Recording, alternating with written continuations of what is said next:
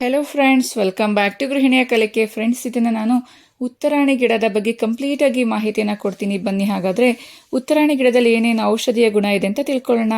ಉತ್ತರಾಣಿ ರಸವನ್ನು ಮೂಲವ್ಯಾಧಿ, ಹೊಟ್ಟೆ ನೋವು, ಸುಟ್ಟ ಗಾಯಗಳಿಗೆ ಹಾಗೂ ಚರ್ಮ ವ್ಯಾಧಿಗಳಿಗೆ ದಿವ್ಯ ಔಷಧಿ ಅಂತಲೇ ಹೇಳ್ಬೋದು.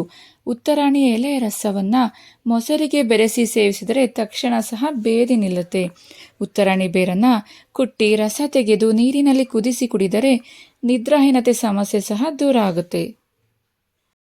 ಒಣಗಿದ ಉತ್ತರಾಣಿ ಕಡ್ಡಿಯ ಕಾಂಡವನ್ನು ಸುಟ್ಟು ಭಸ್ಮ ಮಾಡಿ ಅದಕ್ಕೆ ಕಾಳು ಮೆಣಸಿನ ಪುಡಿ, ಜೇನುತುಪ್ಪ 2ರಿಂದ 4 ಚಿಟಿಕೆ ಹಾಕಿಕೊಂಡು ಸೇವಿಸಿದರೆ ನೆಗಡಿ, ಕೆಮ್ಮು, ರಕ್ತಹೀನತೆ, ಅಸ್ತಮ, ಹೃದಯ ಸಂಬಂಧಿ ಕಾಯಿಲೆಗಳಿಗೆ ಇದು ಉಪಯೋಗ ಆಗುತ್ತೆ. ಇನ್ನು ಚೇಳು ಕಚ್ಚಿದರೆ ಅಥವಾ ಜೇನುಹುಳು ಮತ್ತಿತರ ಕೀಟಗಳು ಕಡಿದಾಗ ಉತ್ತರಾಣಿ ಎಲೆಯನ್ನು ಚೆನ್ನಾಗಿ ಅರೆದು ಅದರ ಲೇಪನವನ್ನು ಗಾಯದ ಮೇಲೆ ಹಚ್ಚುತ್ತಾ ಬಂದರೆ ಗಾಯ ಸಹ ವಾಸಿಯಾಗುತ್ತೆ. ಇನ್ನು ಬೆಲ್ಲಕ್ಕೆ 1 ಚಮಚ ಉತ್ತರಾಣಿ ರಸವನ್ನು ಸೇರಿಸಿ ಬೆಳಗ್ಗೆ ಎದ್ದ ಕೂಡಲೇ ಖಾಲಿ ಹೊಟ್ಟೆಗೆ ಸೇವಿಸೋದ್ರಿಂದ ರಕ್ತಹೀನತೆ ಸಮಸ್ಯೆ ಸಹ ನಿವಾರಣೆಯಾಗುತ್ತೆ. ಹುಚ್ಚುನಾಯಿಯಿಂದ ಕಚ್ಚಿಸಿಕೊಂಡರೆ ಪುಡಿ ಮಾಡಿದ ಉತ್ತರಾಣಿ ಬೀಜಗಳು ಉತ್ತಮ ಔಷಧ. ನಾಯಿ ಕಚ್ಚುವುದರಿಂದ ಉಂಟಾಗುವ ಹೈಡ್ರೋಫೋಬಿಸಿಡಿ ಉತ್ತರಾಣಿ ಕಡಿಮೆ ಮಾಡುತ್ತದೆ.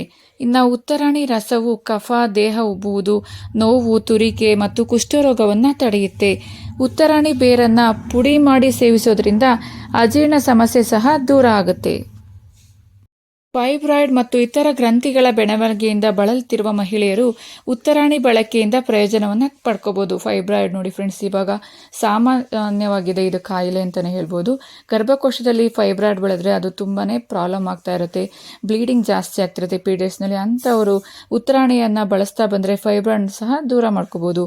ಇದು ಒಂದು ಅತ್ಯುತ್ತಮ ಮೂತ್ರವರ್ಧಕವಾಗಿದ್ದು ಮೂತ್ರಪಿಂಡ ಮತ್ತು ಮೂತ್ರನಾಳಗಳ ಕಲ್ಲುಗಳು ಮತ್ತು ವ್ಯಕ್ತಿಯ ಮೇಲೆ ಪರಿಣಾಮ ಬೀರುವ ಯಾವುದೇ ರೀತಿಯ ಸಂಬಂಧಿತ ಸೋಂಕನ್ನು ಒಡೆಯಲು ಹಾಗೂ ತೆಗೆದುಹಾಕಲು ಸಹಾಯವನ್ನು ಮಾಡುತ್ತೆ. ಗರ್ಭಿಣಿಯರು ಮತ್ತು ಹಾಲುಣಿಸುವ ತಾಯಂದಿರಿಗೆ ಇದು ಸುರಕ್ಷಿತವಲ್ಲ. ಗರ್ಭಿಣಿಯರು ಮತ್ತು ಹಾಲಿಸುವ ತಾಯಂದಿರು ಉತ್ತರಾಣಿಯನ್ನು ಬಳಸೋದು ಬೇಡ. ನೋಡಿದ್ರಲ್ವಾ ಫ್ರೆಂಡ್ಸ್, ಉತ್ತರಾಣಿಯಲ್ಲಿ ಎಷ್ಟೊಂದು ಬೆನಿಫಿಟ್ಸ್ ಇದೆ ಅಲ್ವಾ. ಇದು ಹಳ್ಳಿಗಳಲ್ಲಿ ಸಾಮಾನ್ಯವಾಗಿ ಬೇಲಿಯಲ್ಲಿ ಬೆಳೆದಿರುತ್ತೆ, ಅಂದರೆ ಸೈಡಲ್ಲಿ ರೋಡಲ್ಲಿ ಬೆಳೆದಿರುತ್ತೆ. ಇದನ್ನು ಉಪಯೋಗವನ್ನು ನೀವು ಪಡ್ಕೊಳ್ಳಿ ಫ್ರೆಂಡ್ಸ್. ಹೀಗೆ ನನ್ನ ಗೃಹಿಣಿಯ ಕಲಿಕೆ ಚಾನಲ್ನ ನೋಡ್ತಾ ಇರಿ ಫ್ರೆಂಡ್ಸ್. ಮತ್ತೊಂದು ವಿಶೇಷವಾದ ಮಾಹಿತಿ ಜೊತೆ ನಾನು ನಿಮ್ಮನ್ನು ಭೇಟಿ ಮಾಡ್ತೀನಿ. Thank you for watching. Thank you.